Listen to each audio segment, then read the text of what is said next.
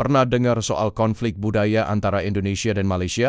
Misalnya ketika Malaysia mengklaim budaya kita sebagai bagian dari budaya mereka. Hal ini sering jadi perdebatan panas di media sosial. Kali ini kita akan bahas mengapa fenomena ini bisa terjadi. Pertama, kita harus tahu kalau sebenarnya Indonesia dan Malaysia punya akar budaya yang sama. Wilayah Indonesia dan Malaysia dulunya berada di bawah pengaruh kerajaan besar, seperti Sriwijaya, Majapahit, dan Kesultanan Malaka. Karena itu, jangan heran kalau budaya kita sering mirip. Tari-tarian, alat musik, makanan, bahkan bahasa banyak yang sama atau serupa. Jadi sebenarnya, budaya yang ada di Indonesia dan Malaysia memang punya asal-usul yang tumpang tindih. Kedua, budaya yang mirip ini juga disebabkan oleh migrasi atau perpindahan masyarakat dari satu tempat ke tempat lain.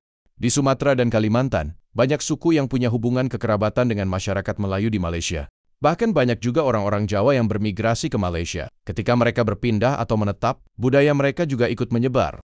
Lalu, kenapa hal ini bisa memicu konflik? Sederhana, karena baik Indonesia maupun Malaysia ingin memperkuat identitas nasional mereka. Malaysia, misalnya, seringkali mengakui berbagai budaya tradisional sebagai bagian dari identitas nasional mereka. Contohnya, saat mereka mempromosikan reog Ponorogo atau batik, beberapa pihak di Indonesia merasa itu seperti klaim sepihak.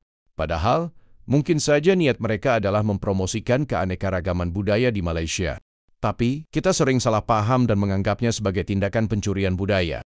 Selain itu, beberapa budaya kita belum terdaftar resmi di UNESCO atau lembaga internasional lainnya. Hal ini membuat budaya-budaya tersebut rentan terhadap klaim. Untungnya, sekarang Indonesia lebih aktif mendaftarkan budaya tradisional kita ke UNESCO.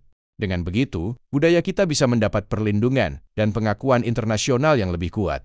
Dan yang terakhir, media sosial punya peran besar dalam memperuncing masalah ini.